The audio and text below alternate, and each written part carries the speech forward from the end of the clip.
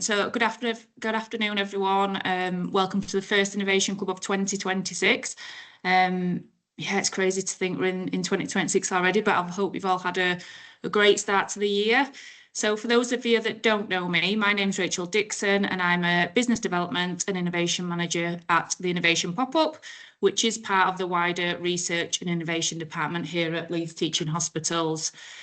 So the Innovation Pop-Up then, the main purpose of it is to help build a strong culture of innovation across Leeds Teaching Hospitals, and we do this by supporting staff ideas, connecting and collaborating with industry partners and creating opportunities to develop solutions that's ultimately going to improve patient care and enhance outcomes, increase efficiency and reduce pressure on our staff as well. So what makes the Innovation Pop-Up unique then, and what actually is it? Because some people might not be fully aware of it.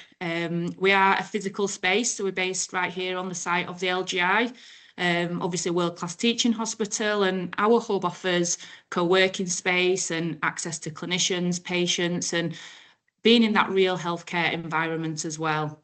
We're embedded in a powerful local ecosystem, so working closely with NHS networks, the universities, and industry partners as well. We offer hands-on innovation opportunities, so things like can we do evaluations, testing, pilots, clinical trials, all in live clinical settings. And finally, we provide credibility and visibility by leveraging our reputation as being a major teaching hospital in the region and building a thriving innovation community around that as well. And it's not just us at Leeds Teaching Hospitals that's doing that.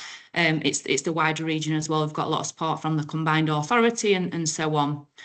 So that's just a little bit of context about the Innovation Pop-Up and what we offer. Always happy to have a chat with anybody that wants to discuss that further. Just reach out and get in touch. But a little bit of housekeeping before I move on to the agenda and pass on to the speakers, which is what you're all here for today. This session will be recorded. And we'd love for it to be as interactive as possible. So there will be an opportunity for Q&A at the end, but please put any questions in the chat throughout the two presentations that you're going to hear today. And then at the end, we can put them to Graeme and Bash as well. And again, there'll be a chance to come off mute at the end and ask your questions direct as well. So the agenda for today, so the event is all around supporting innovation and in particular intellectual property or IP development in the NHS. So first, you're going to hear from Graeme, who's Head of Innovation at Medipex, who are also a partner of the Innovation Pop-Up. So Medipex can help with the development and protection of your ideas, and Graeme will give a brief overview of innovation and IP today. You'll then hear from my colleague Bash, who is the lead for research and innovation and radiotherapy imaging here at Leeds Teaching Hospitals, who will give a real life case study and bring to life how Medipex supports us as a trust, turning those ideas into impact. So without further ado, Graeme, I'll pass over to you if that's okay. Okay, thanks. I'll just get the slides up. Thank you. Can you see them okay? Yeah, I can. Perfect. Great stuff. Yes, so like Rachel said, I'm from Medipex. Medipex is a partner with Leeds Teaching Hospitals and other NHS trusts. We support their innovation and intellectual property development. So I'm just going to give you an overview of what Medipex does and then give you some sort of background on IP, working with, for those in the NHS, working with companies, and for those that are out in working in industry, how you might want to work with the NHS as well. Is that moving? Yes. Yeah. So this is the overview to my presentation. So I'm going to give you a little bit of introduction on Medipex and how Medipex can support development of your ideas. Then for those in the NHS, I'm going to go over what innovation means in the NHS, what intellectual property is, and how you can protect your ideas, and what you do if you have ideas for those in the NHS as well.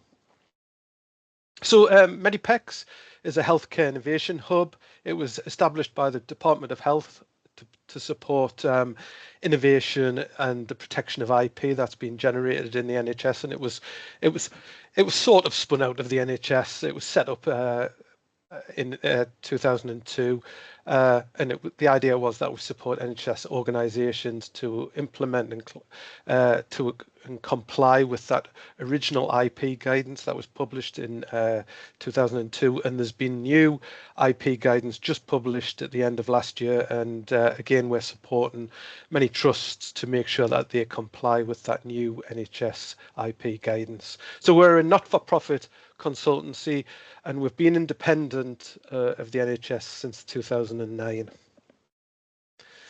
So we work with NHS organisations. We have 17 NHS organisations in our membership, and we also work with universities and medtech industry SMEs. So what the type of things we can assist with is we can identify and protect valuable IP. We can help people, innovators, understand the market opportunities and validate the clinical need for an idea, and we can map out that product development process and assist with commercialization where it is appropriate. This is the team. I won't go through everyone because it'll take all day, but just to say we have considerable experience of working in the innovation, healthcare, medical device innovation, with many people from the company working in the NHS, the university system, and in industry as well. My background's in medical device industry and also working in university innovation teams.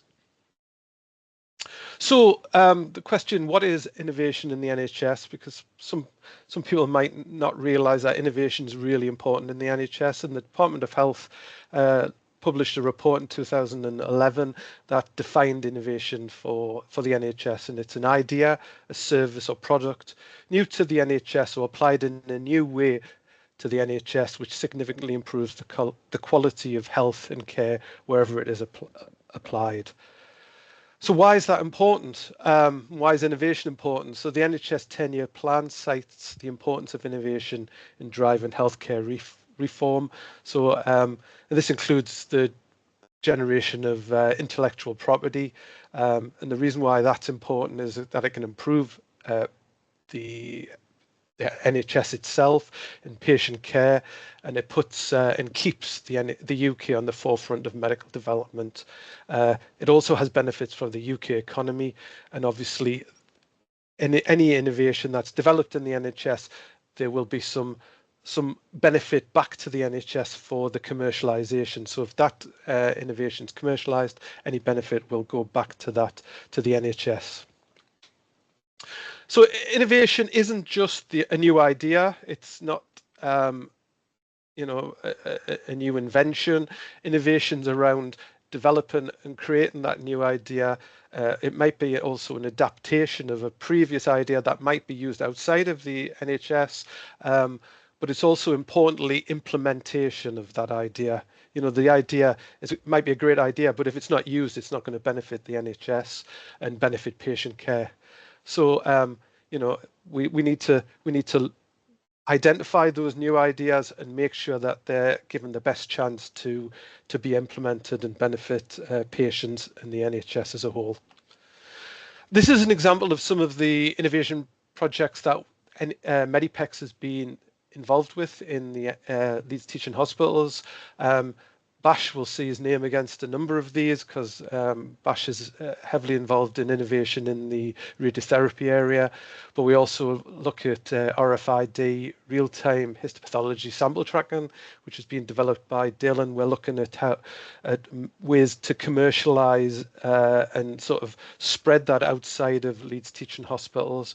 There's also many other projects which I won't go into all the details of, but some of those projects around commercialization, some of those around for Medipex is around protecting the IP that's being developed, and some of those is really focused on improving systems and processes within Leeds Teaching Hospitals to make healthcare more efficient. So I'm just briefly going to go over the innovation pathway, and Medipex provides support to NHS and universities and SMEs at all stages of the innovation pathway, and Medipex provides a bespoke support. So the innovation pathway for this in this context is the idea assessment. So somebody might have a really good idea. You've got to make sure that it is a good idea and it's worth pursuing. We'll look at market intelligence, innovation, development, protection, and then you can't do innovation and new product development or new innovation development without funding, and you can't do everything by yourself, so collaboration is really important. And then we'll also look at commercialization and business support. So on idea assessment, these are the things that Medipex can help assist NHS organisations such as Leeds with. We can capture pertinent details, we can determine IP ownership and the rights and protection potential of that new IP that's been developed. We can further validate the clinical need. We can look at the market potential. So what's the value of that new innovation? And we can also look out there to see if there's current solutions that are already meeting that need, that clinical need, but maybe there are some shortcomings or there is ways to improve on that. And that's the sort of the novel area for innovation. So on the next stage is market intelligence. We'll carry on and verify that clinical need. We'll look at market size and opportunities. How does it fit with the current clinical pathways? Is it disruptive or is it making a step improvement? We'll also get feedback from professional users. So that might be colleagues in the trust itself. We'll be able to provide support and guidance to make sure that you develop an innovation that is meeting their needs, and also we'll do some detailed competitor analysis, benchmarking against those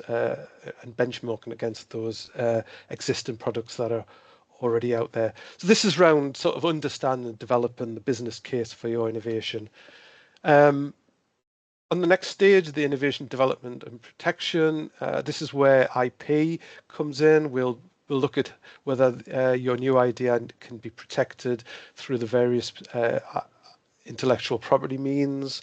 We'll review other assets and we'll develop a product development roadmap, which, because this is the medical area, it's a highly regulated area, so we'll look at also the regulatory requirements and sort of the plan that's required to get evidence to show that your innovation is safe and efficacious. We'll also look at commercial potential and provide advice on the steps forward to getting that product onto the market. And like I said earlier, you can't do anything without funding, so we can help identify suitable grants for funding. We can support grant writing, review your grant writing applications to make sure that they're sort of meeting the requirements of that grant and giving your innovation the best chance to be funded. We can also identify suitable project partners. This can be in healthcare, academic or industry, and charities. We do a lot of work with various charities, and also Medipex can support you with the agreements are required, such as confidentiality and collaboration agreements. And I'm going to go into a little bit more detail in that in the next few slides. And the final area where Medipex can provide support is around the commercialization. So commercialization planning, identifying potential commercial partners or investors, business case development, IP licensing. So if the IP was developed in the NHS, there might be external organizations that might want to use that IP, and we want to make sure that there's some benefit coming back to the innovators and the NHS. And some of the ideas might actually be suitable for development of a spin-out, so Medipex can provide support there. So these next slides give you a little bit of background about what IP is, IP being intellectual property, and essentially IP covers everything that is creations of the mind. So it's inventions, it's literary and artistic work, design, symbols, names and images.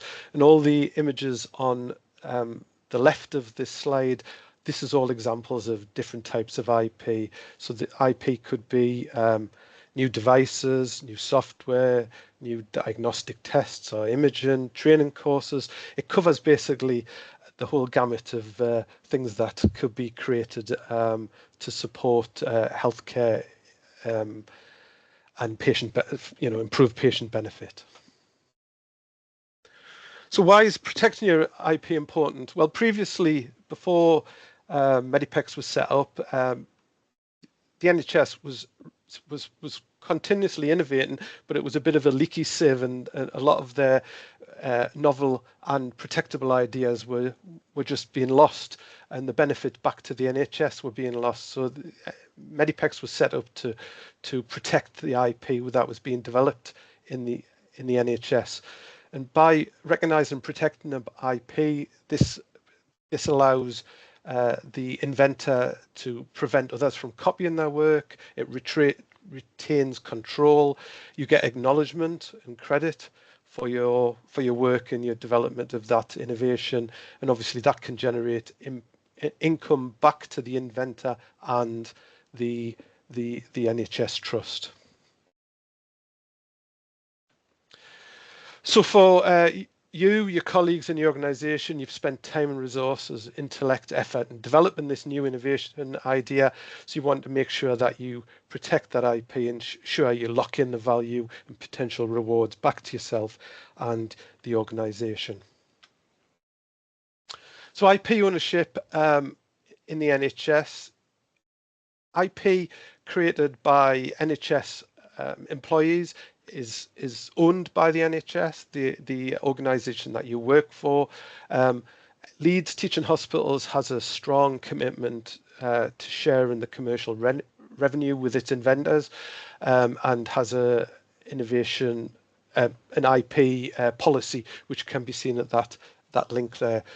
So this shows that Leeds is supporting innovation, understands that innovation can be difficult, and wants to reward its staff for being involved with innovation.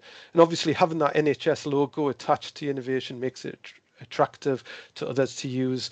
And also because having the organisation, the NHS involved, it allows the innovator to access pots of funding such as hospitals, charities, the NHS, and also it provides you as the innovator with experts, with access to experts through key memberships such as Medipex and other organisations which support innovation.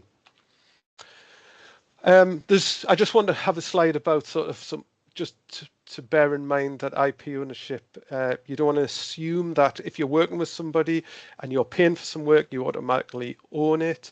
You want to be aware that if you create something for someone else, you may not have the rights to use that work or even publish what you've done. So it's really important that you ensure that any work that you do with external organizations, you get some sort of written agreement and makes it clear who owns what and what rights each party has.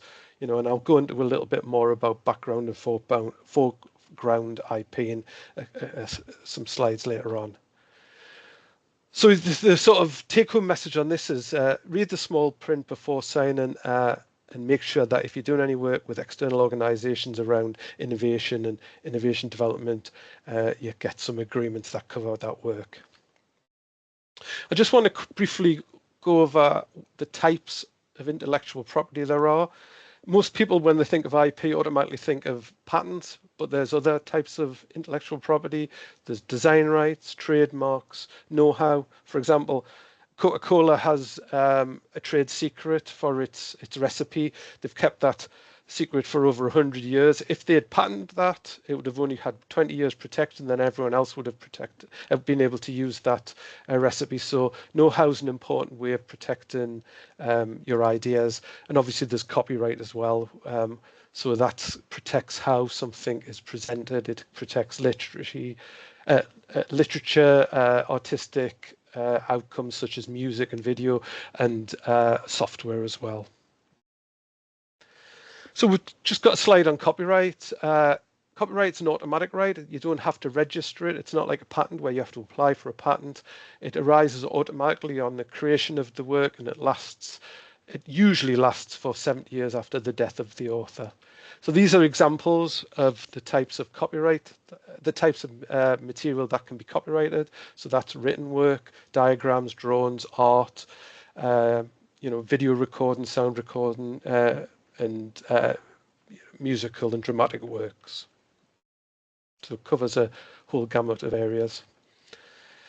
So to qualify for copyright, the idea must be expressed or recorded in some way. So example, written down or recorded, or if it's a piece of art or a diagram, it's been recorded because it's been created.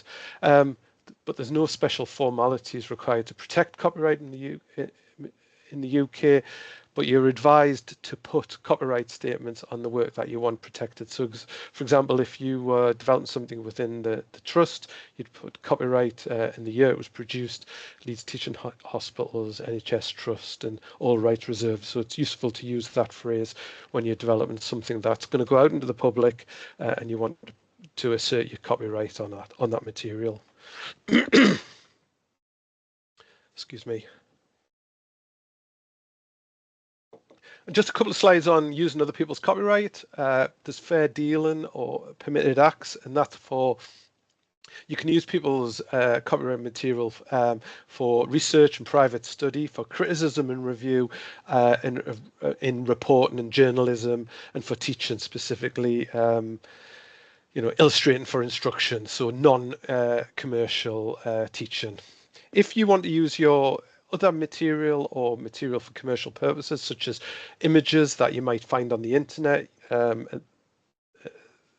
those images are subject to copyright by the person or the organizations that developed them, such as images on the web.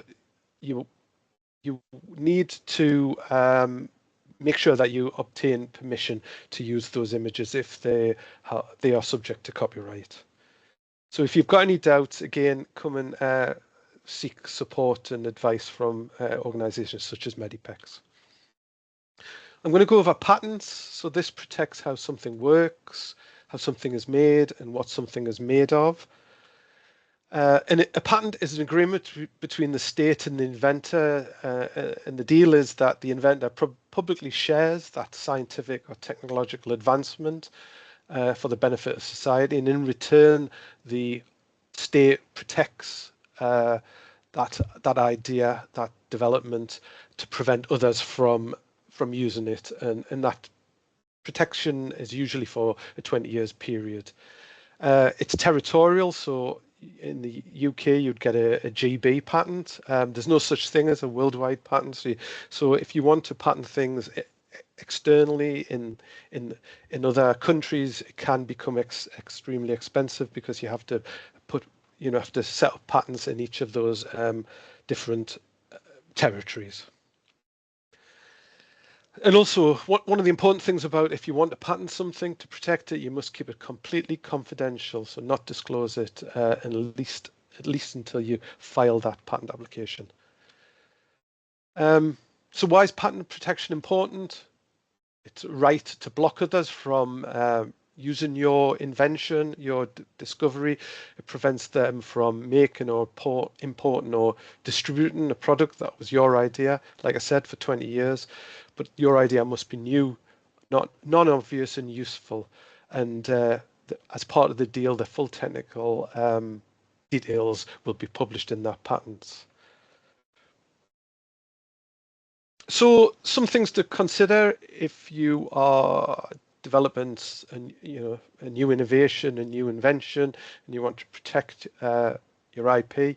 You must maintain confidentiality. If you want to work with others outside of your organization, you must think about putting some sort of confidentiality agreements in place. If you want to work with external organizations, you might want to put in a collaboration agreement or a fee-for-service agreement, depending on the nature of the business.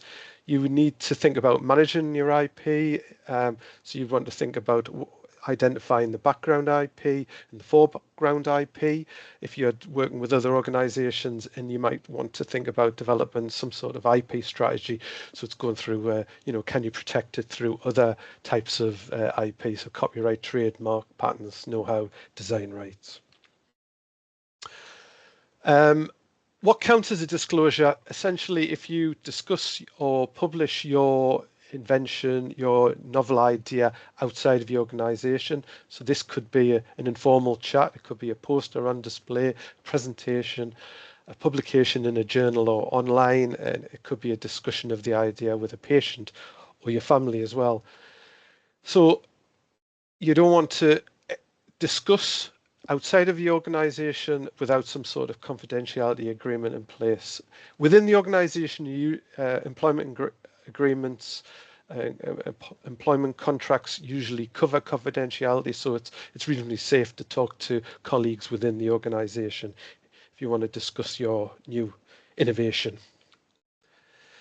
So confidentiality agreements, sometimes called non-disclosure agreements or confidential disclosure agreements or secrecy agreements. These are the things that you want to put in place, and Medipex can support you in putting these in place without jeopardizing your IP. And they're legally binding, and they must be signed by both parties, and it allows you to share that idea with that organization, for example, to work with them or to collaborate with them and develop that idea further. So what do you do if you're working in Leeds Teaching Hospitals? If you or your colleague have an idea, well, the first point of call is to talk to somebody in the innovation pop-up. So maybe talk to Rachel and her colleagues about the idea. And if that idea is, if they feel that idea is worth exploring with Medipex, they will put you in touch with Medipex, where we can help further develop that innovation idea. So I've sped through this, but the take-home messages of this presentation is innovation is important to the NHS. Innovation and intellectual property can be complicated. So if you've got some new ideas, or you wanted to develop, or you're interested in innovation, then come and speak to the Leeds Teaching Hospitals Innovation Pop-Up Team and Medipex. We're here to support you. This is how you can contact Medipex. I'll make the slides available, and Rachel can send the slides to those attending. And there's the last couple of slides. I just want to share some additional activities that Medipex undertake. If you're interested in innovation, but maybe you don't have your own idea, but you want to get involved with others that are working on innovation and new developments that are going to benefit the NHS and patients, then you can get involved with a number of these organizations. We've got some training courses that are free to attend for people in the NHS, for employees of NHS trusts. This is called the Innovation Champions Network. We've run some in January, but we're also running 3 more in February and March. If you want to sign up to those, you can see the link there, and you can click on that. It'll take you to the Eventbrite page, and you can sign up to those free innovation workshops. If you're interested in innovation, and like I said, you don't have your own ideas, but you want to help and assist others developing their innovation, we've got a clinical innovation advisory network. You can get involved with and provide your clinical expertise, and provide advice and guidance on new innovations going forward.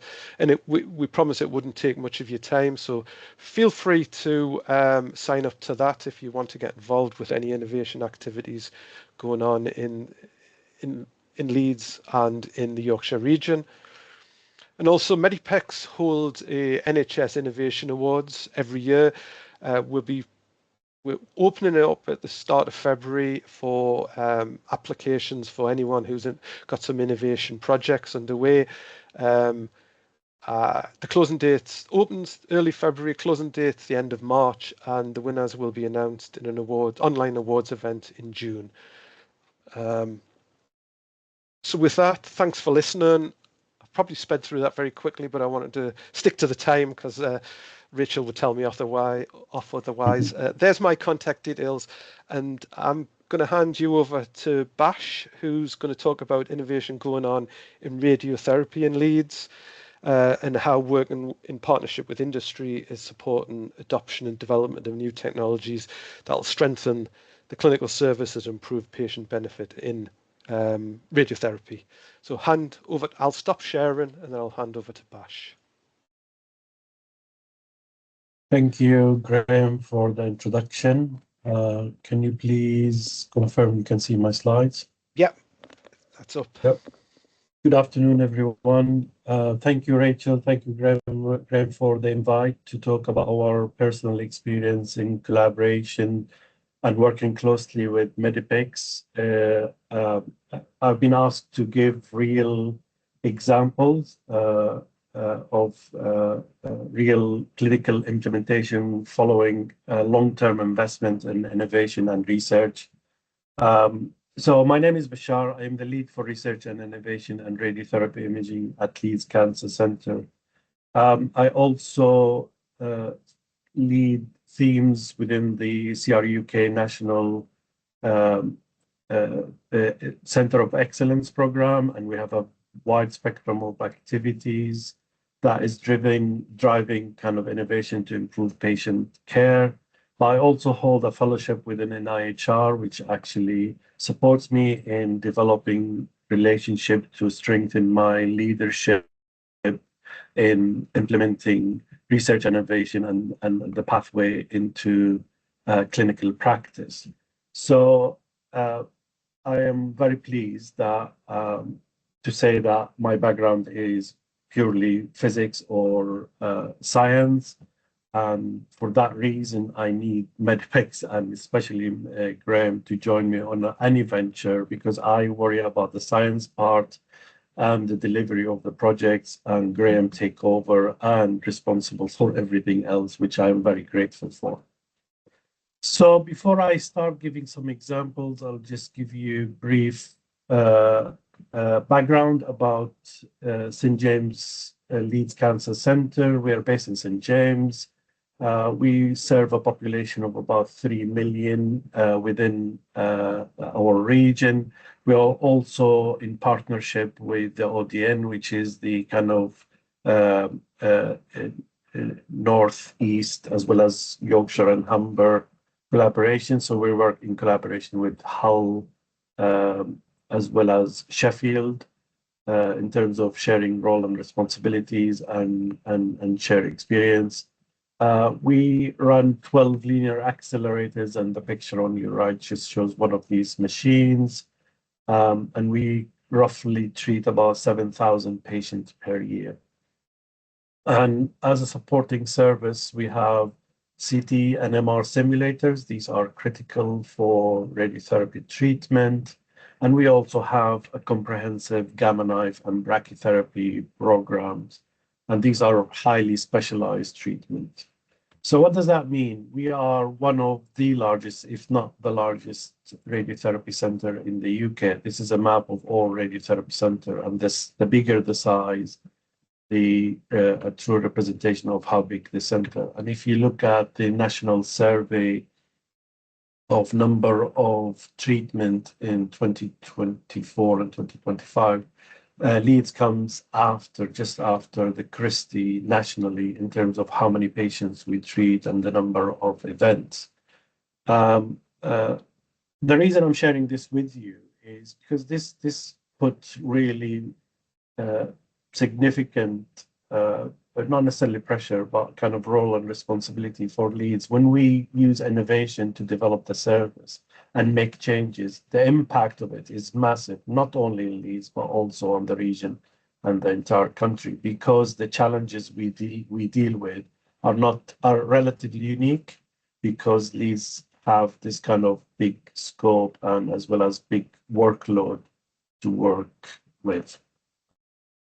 So that's why the research and innovation is part of our culture, and it is luckily in our department, with the support from R&I as well as with Medipex, we use innovation as a driving force to develop the technology as well as to have a feedback mechanism. We follow the trust values, that making sure that the patient is the most beneficial out of all this work. And we've proven that the innovation is saving the trust, also have satisfaction for staff, retain staff, attract high quality staff. And also this is in line with the national as well as the trust strategy in general. So the first example I would like to share with you is based on a collaboration that Graeme personally involved in setting up with Leeds Teaching Hospitals. This is a small, relatively small local company, and we reached out to them to discuss a PhD program about 2 or 3 years ago. And based on that collaboration, they took on the responsibility of creating a phantom, or like a model, that is critical for us as a providing service to simulate patients, especially for head and neck treatment. So this phantom, which is very unique, has dual modality application, CT as well as an MR. And because imaging is an integral part, or the primary imaging for radiotherapy is CT and MR, we need a model or something we call the phantom, so that we can actually commission as well as do all the quality assurance required before we bring patients into treatment. So the project is successful and completed, and we finished the prototype, and now we are in discussion about how the next step should be in terms of commercialization. And Graeme and the team been heavily involved in all meetings, not just the technical stuff, but also about the kind of research agreement, contracts, and potential collaboration, in addition to the IP and everything mentioned so far. And I'm pleased to say also, although we started with one single project, we are now thinking about expanding and having kind of deliver on a wider spectrum of projects, all evolve around creating phantoms for different applications. Another example Graeme and the R&I team are involved in is our collaboration with 2 major companies, Elekta and Research. So before I dive into the details, I just want to get, for people who are not familiar with radiotherapy, the purpose of radiotherapy, or the mechanism of radiotherapy, is actually designing a plan allowing radioactive or radiation to go through patient. And with lots of computational modeling as well as simulation, we try to maximize the dose to the disease area, which is the cancer, and spare all the healthy tissues. The picture on the side here, it shows multiple radiation being coming from outside into the patient using the linear accelerator, focusing the radiation in red on the prostate cancer and trying to spare healthy tissue around, such as bladder as well as rectum. So that's the purpose of radiotherapy. And the normal pathway for radiotherapy is for the patient first to have a simulation, or a CT simulation, as you can see on your left. And this will generate multiple imaging modalities, one for planning purposes, others for functional imaging, another for motion assessment, if the patient is breathing and the tumor is very close or affected by breathing, such as lung cancer. So we use all this information to simulate 3D data, and that 3D data then is utilized to plan how we're going to deliver treatment. As I said, maximizing dose to the lesion or the cancer and spare every healthy tissues around. So as you can see from this pathway, imaging is a key part, but most important one is CT, because it tells us more information about the patient geometry, the accuracy of the location of the tumor, and most importantly, the density of the patient. So bone and lung and fluid all are very clearly distinguished on CT, which is lacks from other imaging modalities. So with collaboration with the industry and support from Medipex, we want to simplify and make the pathway much more efficient, and we decided to look into how we can drop CT and replace it with one reliable imaging modality, and therefore there is no co-registration or try to bring multiple imaging together. It's just one image that gives you all the information. And that means is less visit for the patient to come to the hospital, more convenient, cost effective, but most importantly, more accuracy for radiotherapy. This means we don't have to apply uncertainty or margins, because margins for us means bigger treatment area. And as soon as you start increasing treatment area or size of the volume, this means you are likely to introduce toxicity or side effects of treatment. So this is a major step for us to take, and we've been doing this for a few years. And I'm very pleased to say we clinically now start implementing this for MR, using MR only for prostate, and we are using the original data from MR to generate something called synthetic CT, which is like artificial CT, which is used for treatment planning, but all generated from MR, which has a high level of contrast to be able to clearly distinguish between healthy versus poor tissue, but also the boundary between cancer versus non-cancer. So our work has been kind of captured in the media. It just shows how an innovation and the investment that we had in the last 10 years that is now becoming a routine, hopefully clinical pathway or a routine practice. We started with prostate cancer. Now we are moving to brain. And this January, we successfully scanned for the first time worldwide to use functional 4D to assess motion. That means in the future, we will be able to treat liver cancer because it has heavily influenced by internal motion.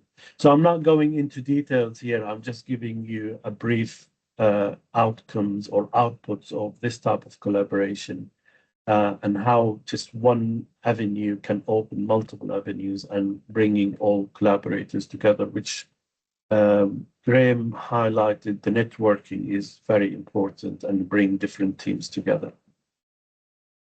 The final slide is just to show you also it's not about individual projects or technical involvement here.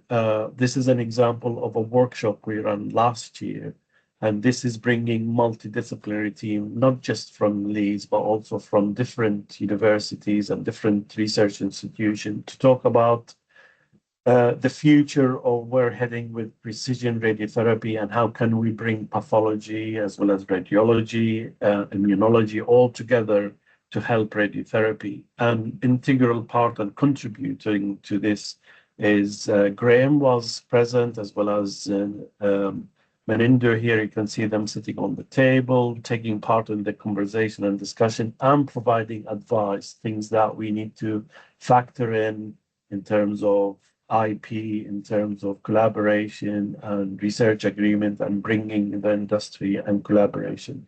And they were integral part of that workshop. And it's not, again, it's not about the project itself. It's about bringing them from day one to support you with your vision as well as your mission or with innovation. That's the end of my slides. I will hand over now to Rachel.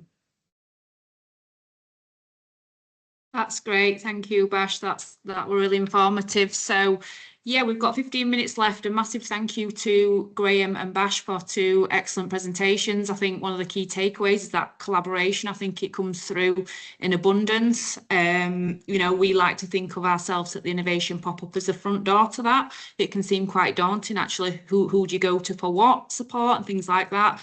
So absolutely great to be involved in all this work. But yeah, is there any questions for either Graeme or Bash?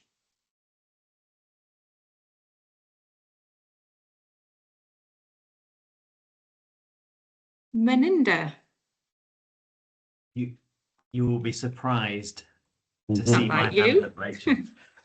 So I have two questions, one for Graeme and one for Bash. My question for Graeme is, clearly patenting offers lots of protective rights, but it's very expensive. So at what point and how do we make the decision about going down that route of patent protecting? And this is in the context of, you know, staff having ideas within the NHS.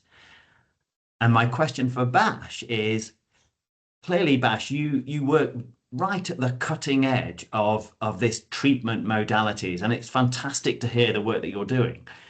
And I just want to sort of get a sense of, when you're doing this work and all the research that you do, are you now thinking, you know, after your interactions with Medipex and Graeme and the support from the Innovation Pop-Up, are you now in the back of your mind thinking, how can we protect this intellectual property? What is the intellectual property? How, you know, how has your thinking changed around this as you've been developing these different projects?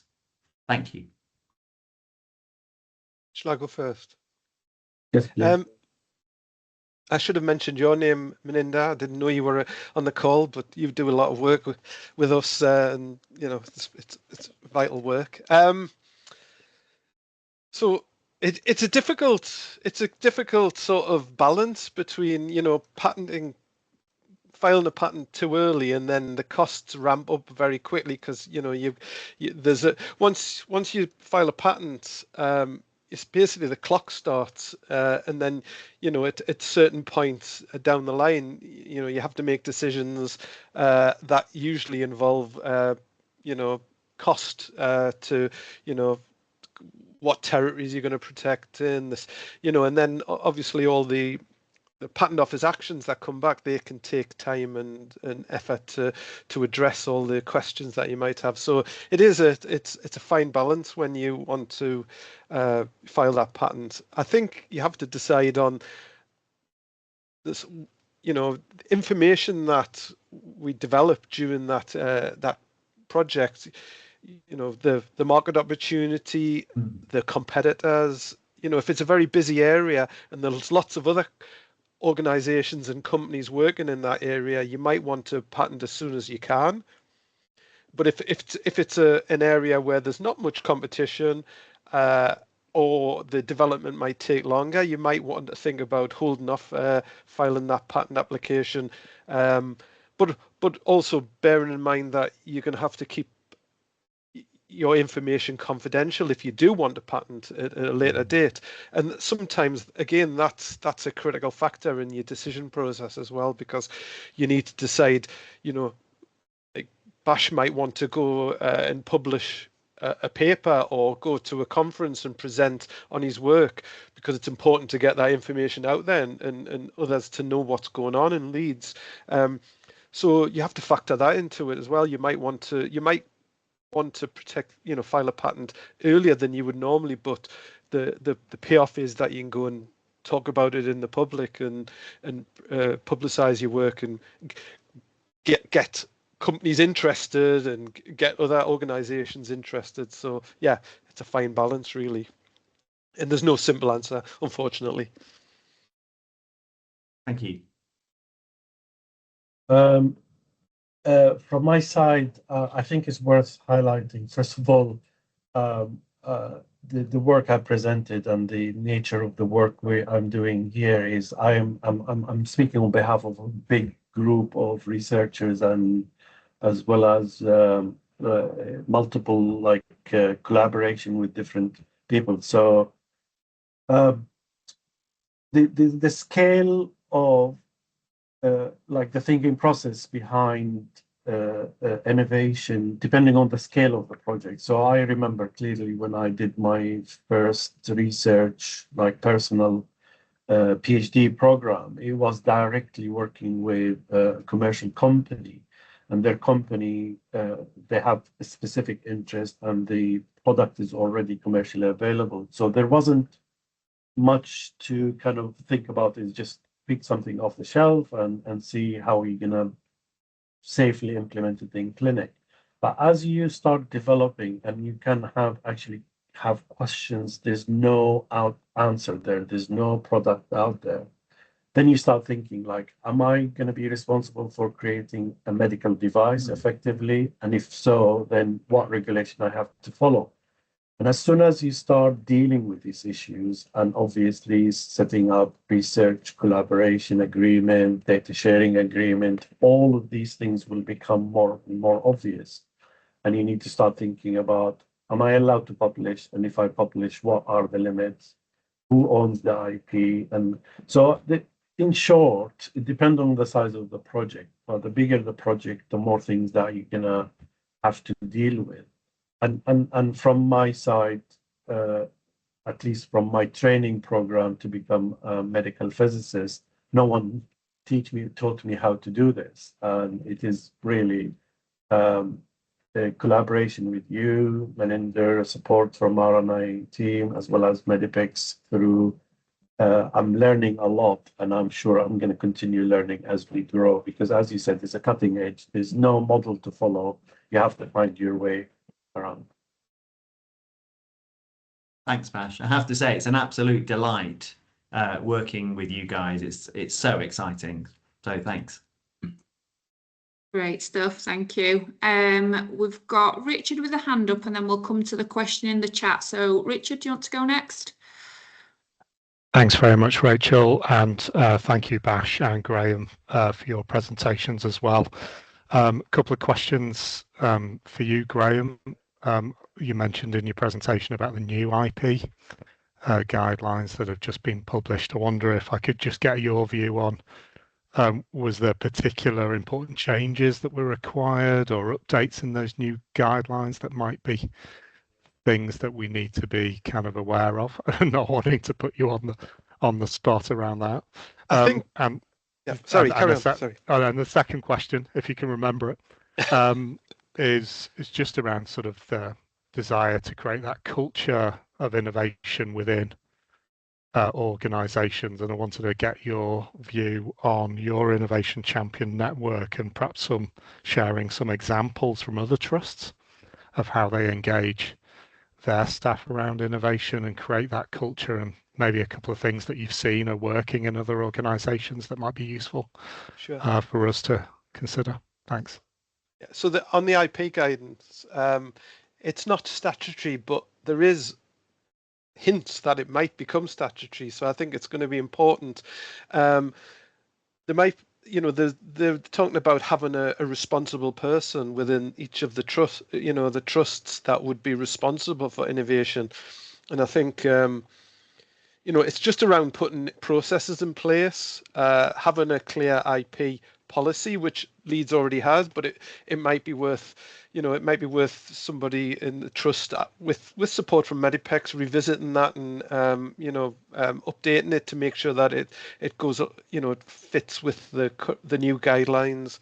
I think those are the main things that I can sort of, without going into too much detail, those are the main sort of big changes that have come in. But again, it's just guidance and advice at this point. But at some point, I feel as though the NHS England or whatever the organisation will be will probably want that as a statutory type of requirement for the trusts. What was the second one? I've forgotten. I knew you. Thanks, Graeme. Yeah, just any kind of learning good examples from other sites or NHS trusts that you work with that might be of particular interest for us. Yeah, I guess I work with Sheffield Teaching Hospitals as well. They've got a sort of healthy innovation ecosystem, like Leeds. Maybe not as well marketed and not that nice clear front door that Leeds has, but they do have some internal activities going on. They hold an annual Dragon's Den where, you know, people with ideas can come forward.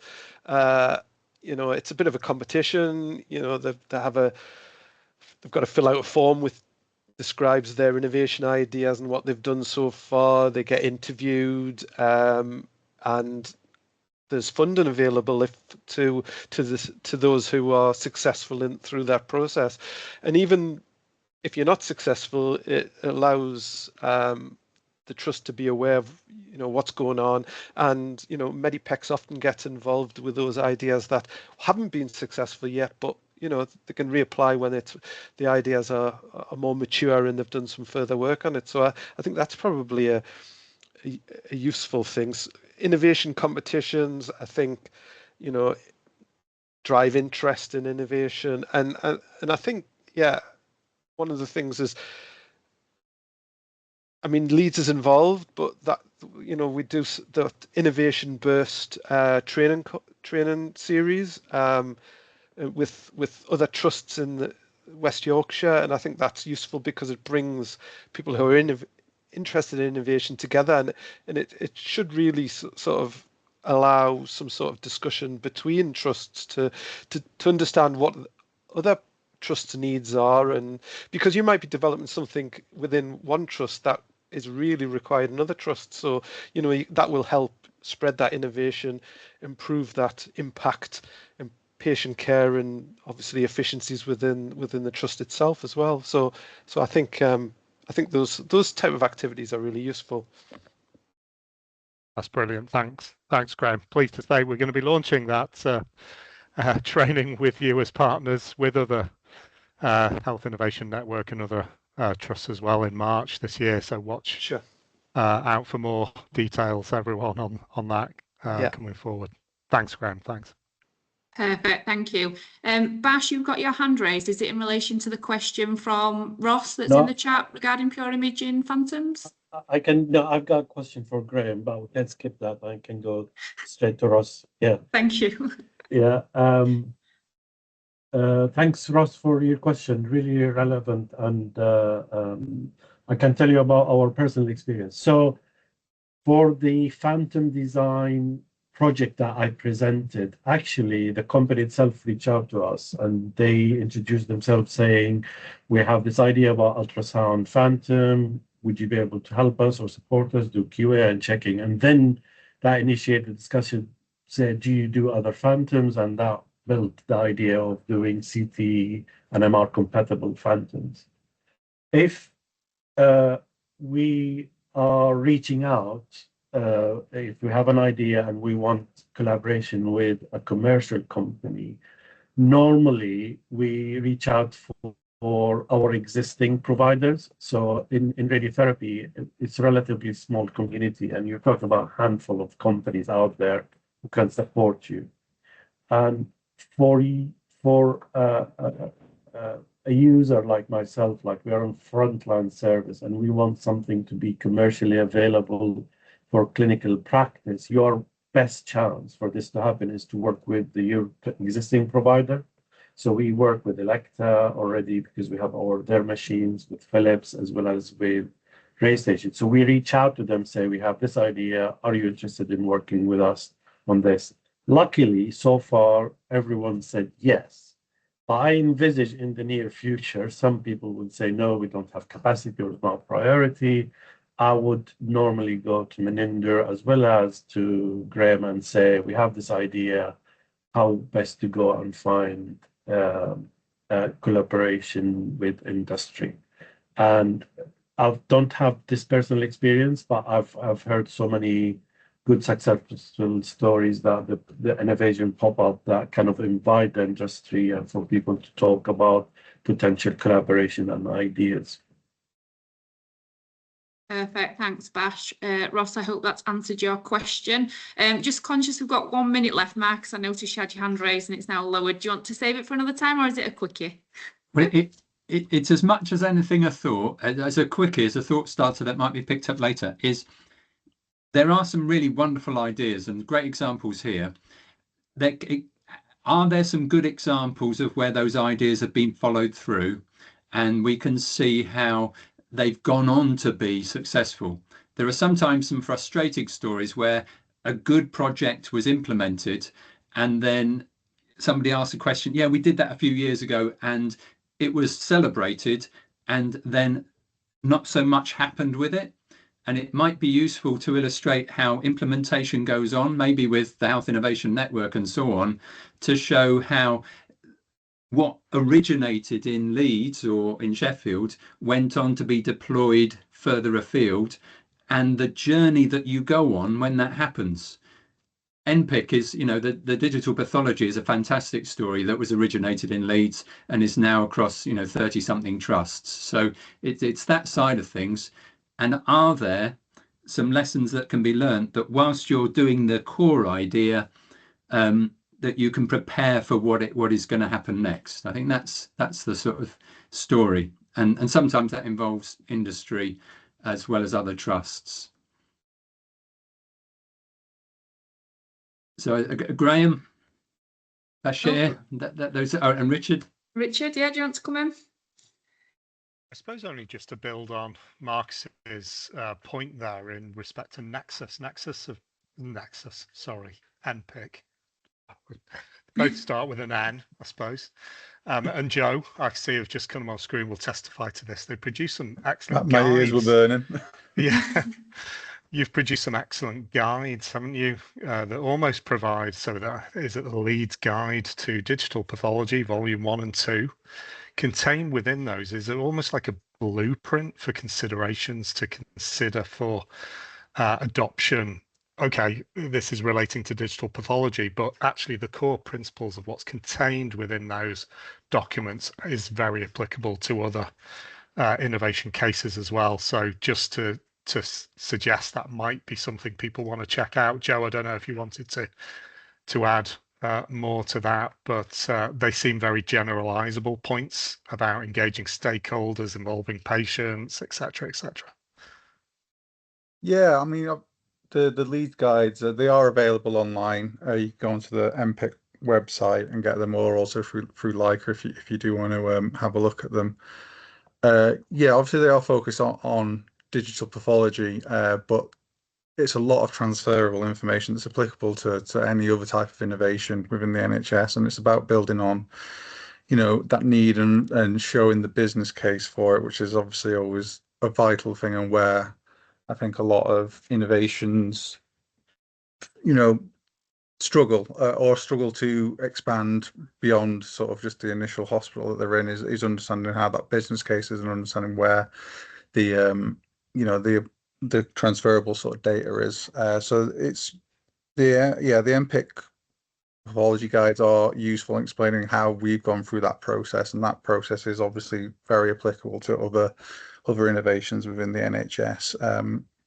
But obviously we are very specific to pathology, and in some ways that has been beneficial because pathologists is a small network nationally and they all kind of know each other, so we already had that sort of network built in, which is also sort of, you know, one of the things that has been touched on in here, where that collaboration and building those networks is key at that early stage. And we were lucky in that pathologists all kind of know each other, so it was already kind of there. Perfect, thank you. Right, just looking at the time, we are 3 minutes over. I think it's great at this point just to come to a close. So yeah, first of all, massive thank you to Graeme and to Bash for taking the time to present today. Absolutely fantastic presentations, and please reach out to myself, Graeme or Bash following this event. We will follow up afterwards with regards to things you can do to keep connected to the innovation pop-up. So things like joining our newsletter, and also we'll ask for some feedback and things that you'd like to see in future from innovation clubs and so on. We do have one next month, which again we will share once it's created, and this is all about patient outcome research, with a particular focus on children's as well. So there will be more information circulated on that. But conscious of time, I will let everybody get off. I'm sure people have got trains and buses to catch and things like that. But yeah, massive thank you to everyone that's joined as well. Appreciate your time, and we look forward to seeing you all soon.